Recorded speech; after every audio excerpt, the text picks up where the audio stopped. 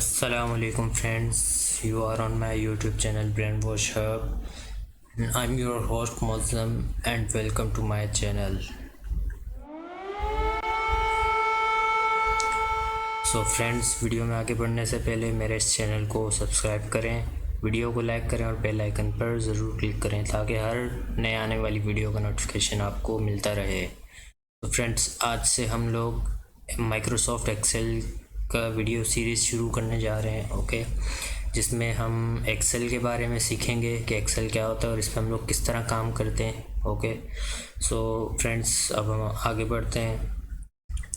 सो यहाँ मैं एक्सेल की फ़ाइल खोल लेता हूँ। सो फ्रेंड्स, एक्सेल में काम करने से पहले आपको मैं एक्सेल के बारे में कुछ बताना चाहता हूँ कि जैसे कि पहले हम लोग डेटा एंट्री के लिए रजिस्टर्स यूज़ करते थे।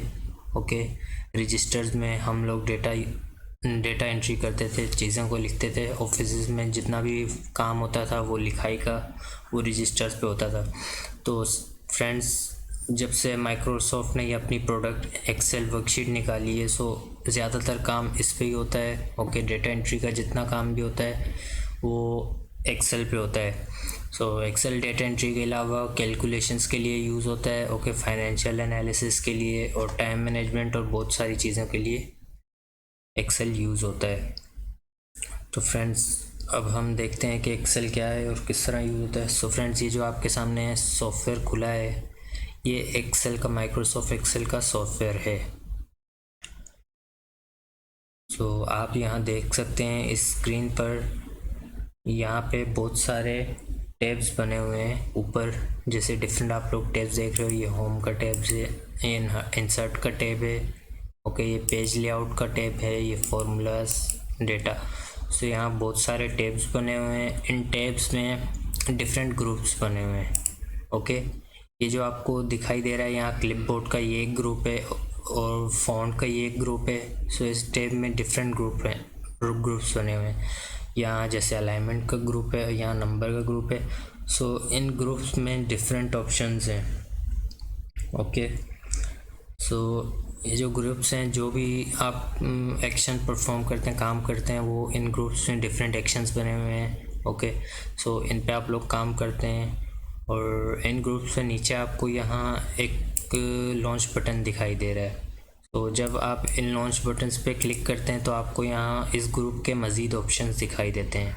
ओके, सो आपको अगर मज़ीद ऑप्शंस देखने हैं किसी चीज़ के तो आप यहाँ इस लॉन्च बटन पे क्लिक करें, इस ग्रुप के नीचे जो आपको यहाँ लॉन्च बटन दिखाई दे रहा है। तो यहाँ पे आपके सामने एक और स्क्रीन खुलेगी। सो यहाँ आप देख सकते हैं, आप बहुत सारे मज़ीद ऑप्शंस भी यहाँ देख सकते हैं। सो फ्रेंड्स, ये जो सामने हमारी स्क्रीन ये खुली ये सॉफ्टवेयर की, इसको हम लोग कहते हैं वर्कबुक।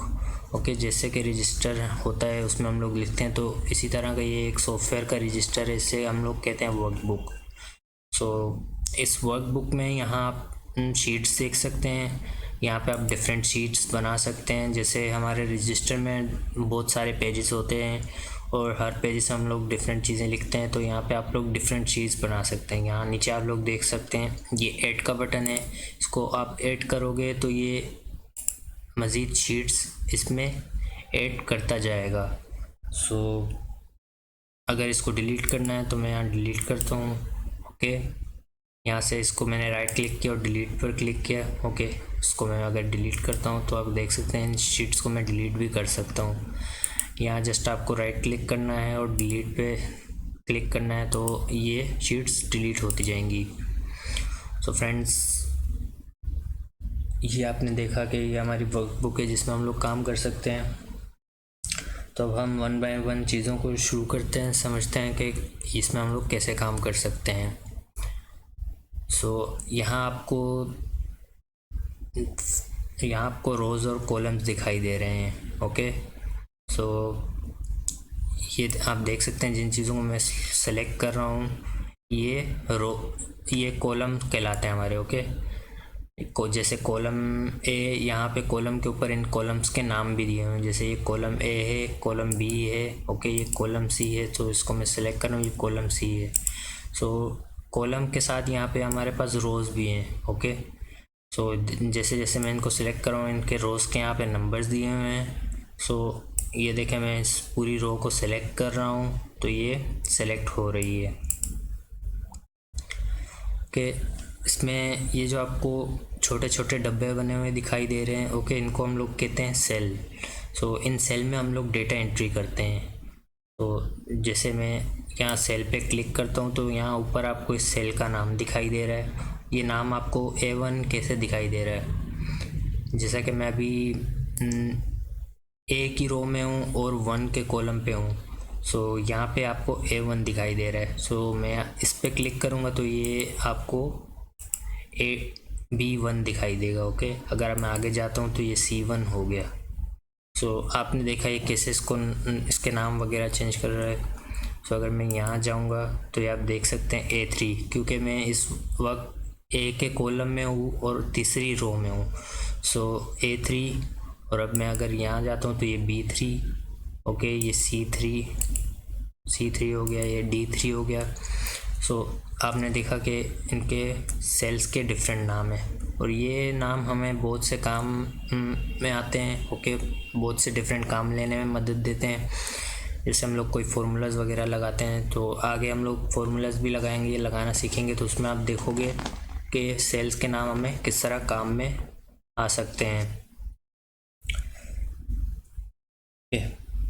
सो फ्रेंड्स, आपने यहाँ सेल्स देख लिए, तो अब आपको बताता हूँ कि रेंज क्या होती है इसमें। सो अगर मैं बहुत सारे मल्टीपल सेल्स को एक साथ सेलेक्ट करता हूँ तो ये इसको हम लोग कहते हैं रेंज। ओके, सो रेंज बहुत सारे सेल्स का नाम है। जो बहुत सारे सेल्स को हम लोग एक साथ सेलेक्ट करते हैं तो उसको हम लोग रेंज कहते हैं। इस रेंज का भी नाम है। ओके, जैसे सेल्स का मैंने आपको बताया कि सेल्स का A2 A3 ये डिफरेंट नाम है, उस तरह ये रेंज के भी नाम होते हैं। सो इसका रेंज का नाम कैसे होगा, जैसे यहाँ से मैंने शुरू किया, ओके, A2 से मैं शुरू कर रहा हूँ और इसको मैं लेके जाता हूँ यहाँ D6 तक। सो जहाँ से मैं पहले सेलेक्ट करूँगा ये पहला A2 हो गया और यहाँ जहाँ तक ये जा रहा है, ओके, जहाँ तक मैंने इसको ले जाके छोड़ा D6, ये है D6। सो A1 से इसको मैंने D6 तक ले जाके छोड़ा तो इस रेंज का नाम होगा A1 to D6। Okay friends, Excel में हम लोग किस तरह डिफरेंट काम कर सकते हैं, डेटा एंट्री कर सकते हैं।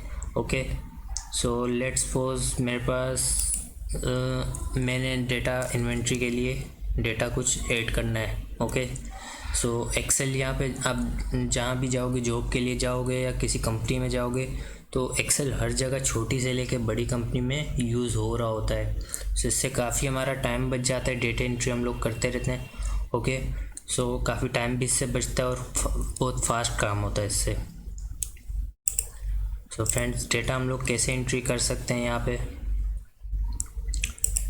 जैसा कि मैं अभी यहाँ पे कुछ डेटा इंटर करता हूँ।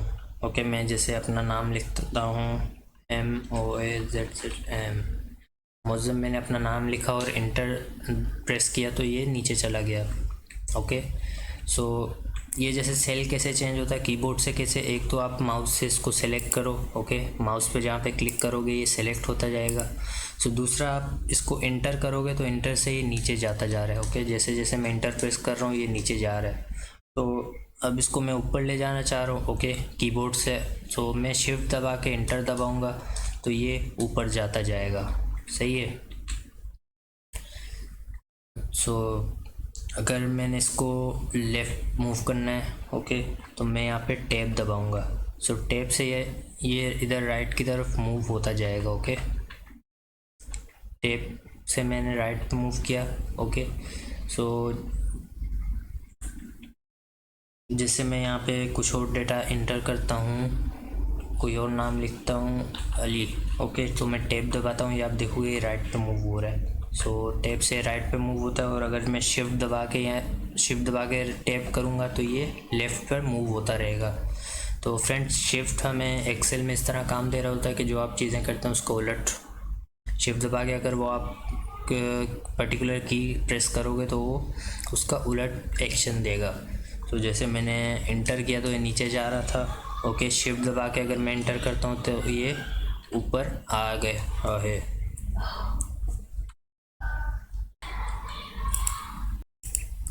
सो फ्रेंड्स, आपने यहाँ देख लिया। ओके, इसको मैं यहाँ से बेक कर देता हूँ। सो यहाँ पे हम लोग अब कुछ डेटा इंटर करेंगे। तो मैंने आपको जैसे की बताई इंटर और टैब से। सो ये आप नेविगेशन आप एरो कीज़ पे कर सकते हो, आपके कीबोर्ड्स पे जैसे एरो कीज़ बने हैं। ओके, अप डाउन और लेफ़्ट और राइट वाली एरो कीज़ से भी आप नेविगेशन कर सकते हो। सो यहाँ हम कुछ डेटा एंट्री करते हैं अब।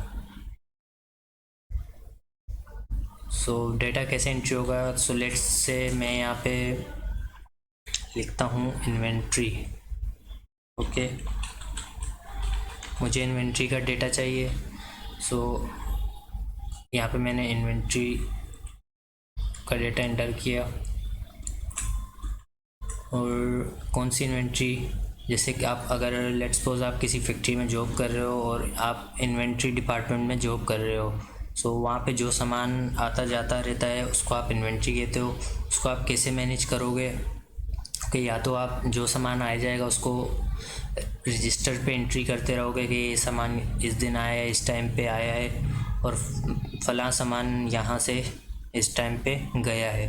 तो या तो आप उसको रजिस्टर पे लिखते रहोगे या उसको डेटा एंट्री इस तरह कंप्यूटर में करते रहोगे।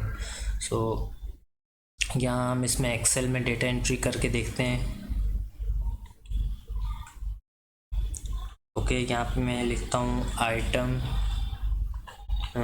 यहाँ पे डालता हूँ डेट के किस डेट को आया। ओके, सो यहाँ पे मैं डालता हूँ क्वांटिटी मैंने डाल दी। और यहाँ पे मैं लिखता हूँ रेट के, इसका रेट क्या है। और यहाँ पे लिखता हूँ मैं अमाउंट के, टोटल अमाउंट इसकी कितनी बन रही है।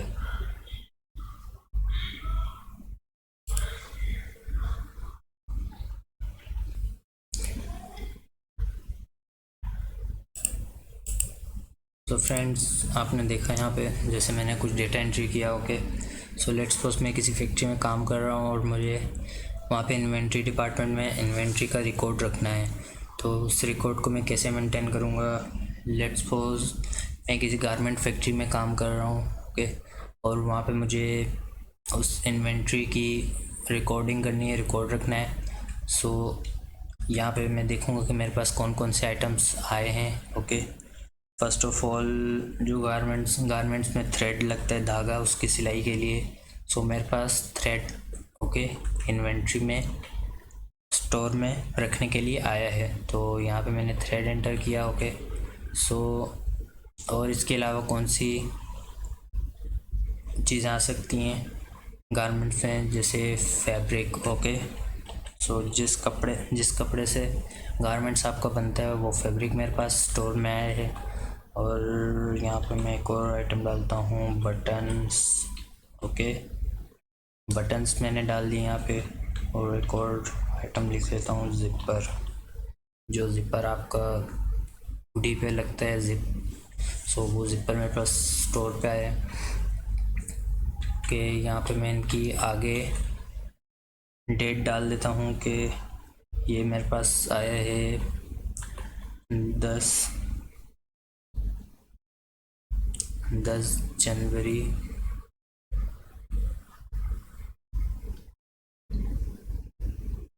ओके 10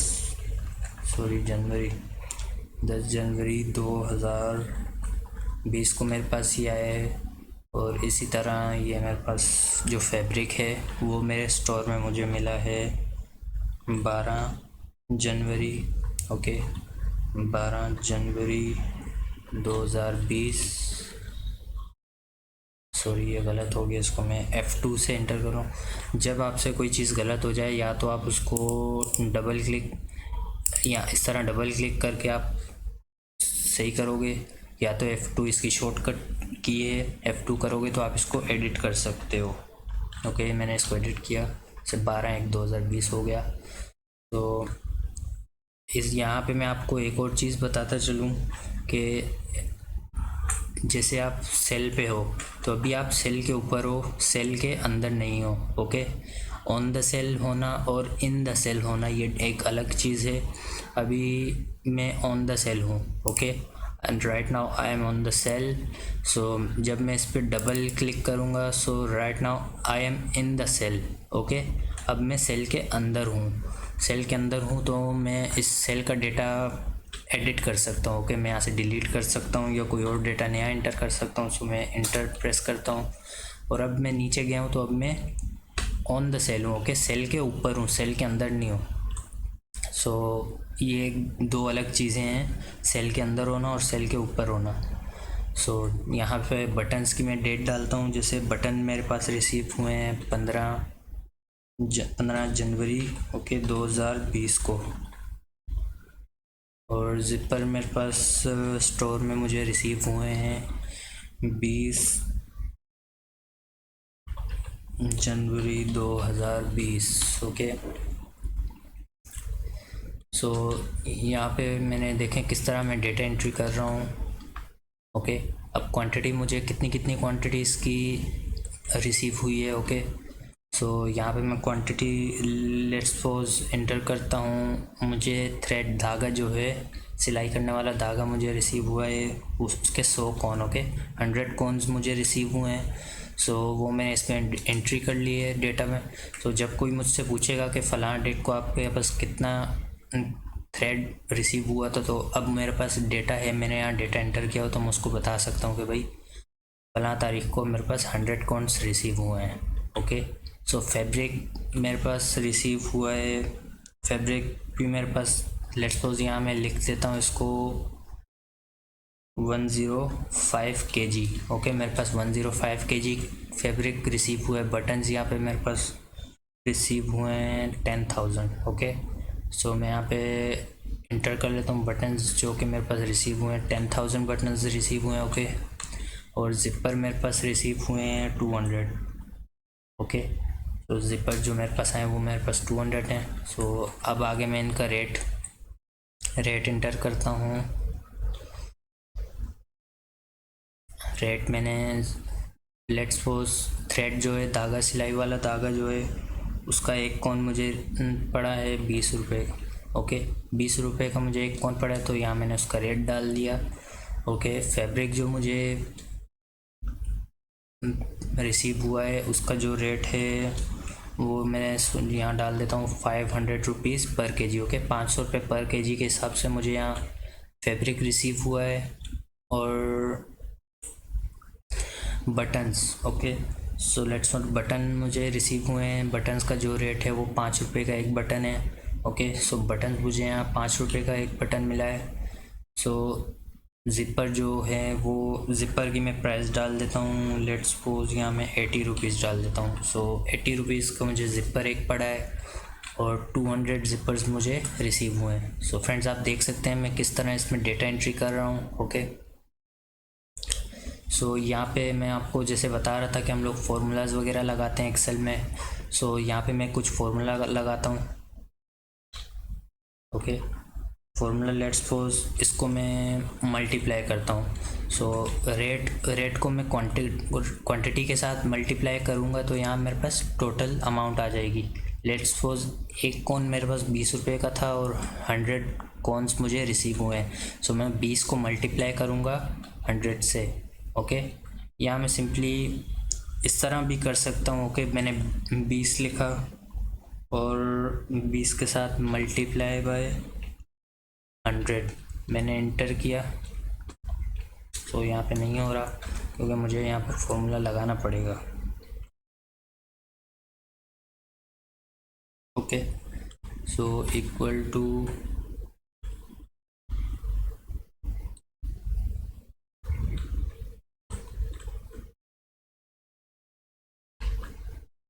सम मैंने लगाया, सम का टैब, ओके।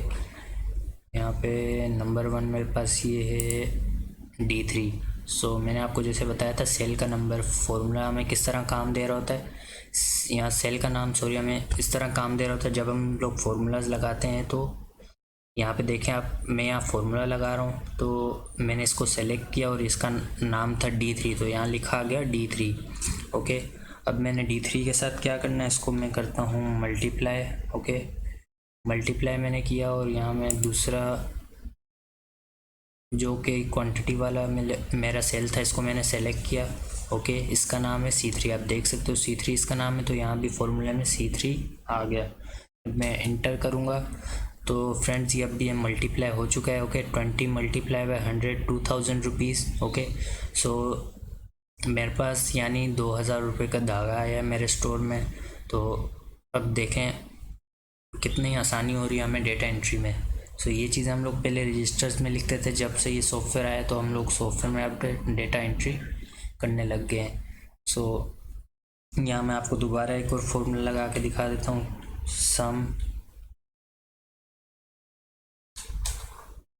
ओके,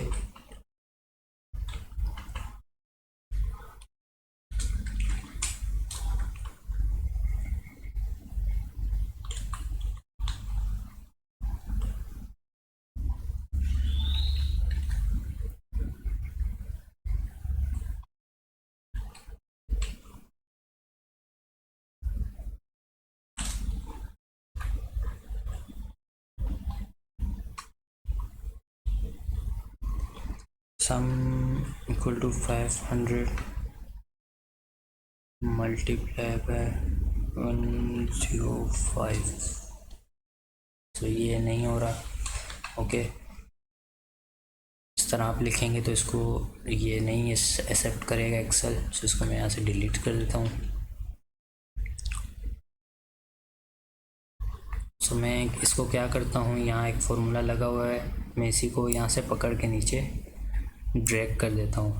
सो आप देख सकते हो कि यहाँ पे डिफरेंट प्राइजेस लिखी आ रही हैं। जैसे 500 को मल्टीप्लाई करेंगे 105 से तो ये इसकी अमाउंट बनती है 52,500। मतलब 52,500 का मुझे फैब्रिक रिसीव हुआ। ओके, बटन जो है मुझे 50,000 रुपये के बटन रिसीव हुए। ओके, ज़िपर मुझे 16,000 रुपये के रिसीव हुए। तो फ्रेंड्स आपने यहाँ देख लिया कि हम लोग डेटा एंट्री किस तरह कर सकते हैं इसमें। ओके, सो ऊपर आप जाएं तो अब मैं इसको थोड़ा स्टाइल करूँगा। ओके, स्टाइलिंग इसकी, ताकि ये थोड़ा इसका अच्छा लुक लगे। तो इसको मैं शिफ्ट और एरो की, राइट एरो की से, शिफ्ट प्लस राइट एरो की से मैं इसको सेलेक्ट कर रहा हूँ। ओके, यहाँ आप ऊपर देख सकते हो कि ये एक मर्ज इन सेंटर का फंक्शन है। सो जैसे मैंने आपको बताया था कि इस ग्रुप्स में बहुत सारे फंक्शंस होते हैं, तो ये फंक्शन क्या काम करेगा, आप देखोगे कि ये फंक्शन जो है इसकी सेल्स की दीवारों को हटा देगा और ये पूरे इसको एक बड़ा सा सेल बना देगा। सो इसको मैं मर्ज इन सेंटर करता हूँ और आपने देखा, इसको मैं लेफ़्ट करता हूँ। अभी आपको फ़र्क नज़र आ रहा है कि मर्ज इन सेंटर के फंक्शन ने क्या किया, इसको बहुत सारे सेल्स को एक पूरा सेल बना दिया। ओके, सो यहाँ जैसे आपको सेल्स की दीवारें नज़र आ रही हैं, यहाँ पे कोई दीवार नहीं है। ओके, ये पूरा एक सेल है। जब इसको मैं सेलेक्ट करूँगा ओके, तो ये पूरा एक सेल मुझे नज़र आ रहा है। सो इसको अगर मैं बोल्ड करना चाहूँ तो यहाँ से मैं बोल्ड कर सकता हूँ। ओके, इटैलिक करना चाहूँ तो इटैलिक साइज़ में देख सकते हैं आप, इसका स्टाइल चेंज होता जा रहा है।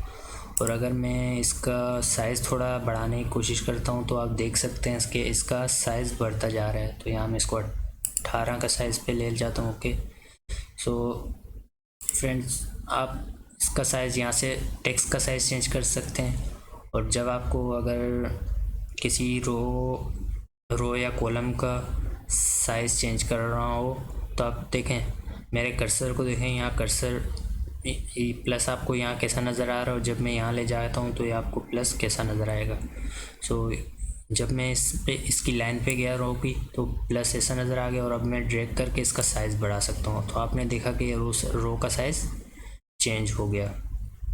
ओके, सो अब इसको भी मैं सेलेक्ट करके ऊपर जाता हूँ और ये जो हमारा हेड है इसको भी सेलेक्ट करके मैं कुछ स्टाइल दे देता हूँ। सो यहाँ से आप इसका बैकग्राउंड में कोई कलर भी डाल सकते हो। जैसे मैं यहाँ इसका बैकग्राउंड में एक कलर डाल रहा हूँ तो आपको कलर नज़र आ गया। ओके, सो इसको मैं थोड़ा बोल्ड कर देता हूँ, इसका बोल्ड हो गया टेक्स्ट। सो आप देख सकते हो कि एक्सेल में हम लोग डिफरेंट फंक्शन से किस तरह काम ले सकते हैं।